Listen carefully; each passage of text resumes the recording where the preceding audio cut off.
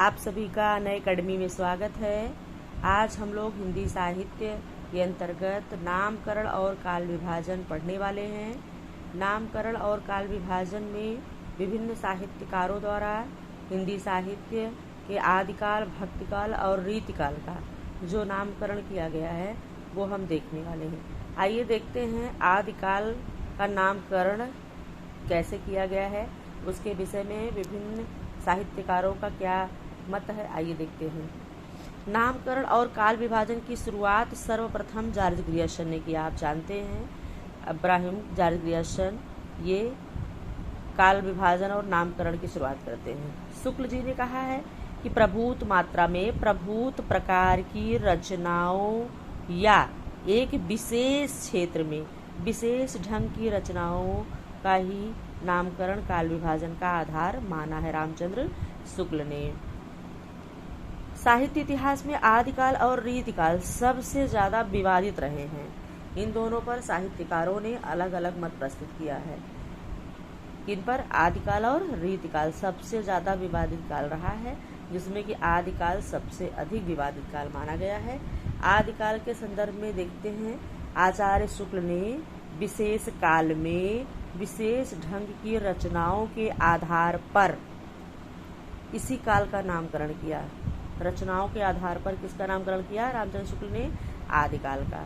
इसीलिए दोहरे नामकरण की प्रवृत्ति शुक्ल जी ने शुरू की। ये प्रश्न बनता है कि हिंदी साहित्य में दोहरे नामकरण की प्रवृत्ति किस साहित्यकार ने शुरुआत की? तो रामचंद्र शुक्ल। आइए, आदिकाल का एक तरफ नाम है, दूसरी तरफ साहित्यकार हैं। आदिकाल का किस साहित्यकार ने क्या नाम दिया है, आइए हम देखते हैं। चारण काल ये ग्रियर्सन ने कहा है। चारण काल ग्रियर्सन ने। आरंभिक काल मिश्रबंधु पूछा गया है, पूछा जाता है, बहुत महत्वपूर्ण है ये। आरंभिक काल किसने कहा है? मिश्रबंधु। वीरगाथा काल रामचंद्र शुक्ल, ये भी बहुत महत्वपूर्ण है। आदिकाल हजारी प्रसाद द्विवेदी। आदिकाल हजारी प्रसाद द्विवेदी। वीरकाल विश्वनाथ प्रसाद मिश्र। वीरगाथा युग श्याम सुंदर दास। वीरगाथा युग श्याम सुंदर दास।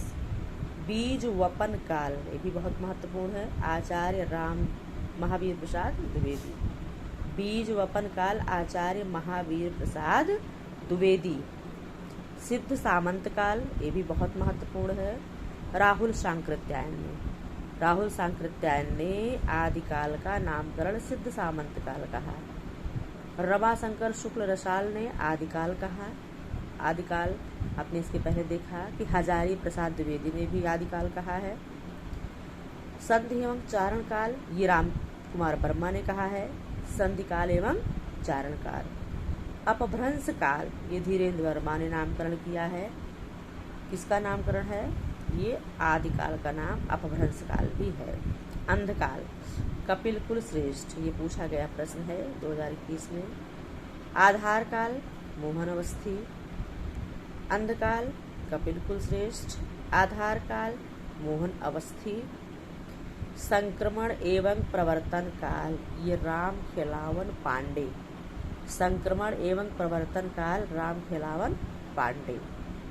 प्रारंभिक या उन्मेष काल गणपति चंद्र गुप्त। प्रारंभिक काल भी पूछा जाता है। इधर प्रारंभिक का गणपति चंद्र गुप्त का पूछा जाता है, इधर आरंभिक काल मिश्रबंधु का पूछा जाता है। ये दोनों बहुत कंफ्यूजन क्रिएट करते हैं।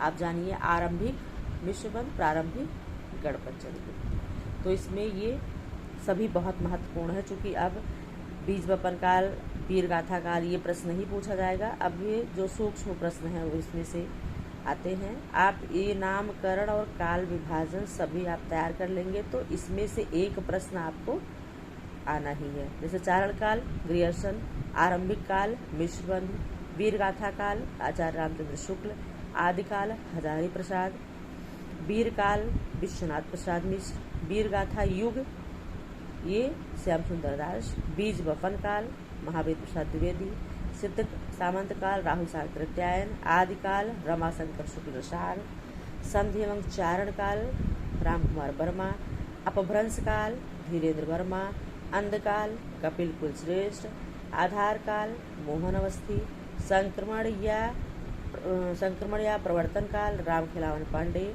प्रारंभिक काल, गणपत चंद्र गुप्त। तो ये रहा आदिकाल का नामकरण। तो ये बहुत ही महत्वपूर्ण है, इसमें से एक प्रश्न आपके आने ही है। तो इस 5 मिनट की वीडियो में आपका कम से कम 3 महत्वपूर्ण प्रश्न हैं। ये सारे प्रश्नों को आप देखिए और इस प्रकार से आप हमारे चैनल से जुड़िए। चैनल को लाइक करिए, सब्सक्राइब करिए और अपने मित्रों के साथ शेयर करिए।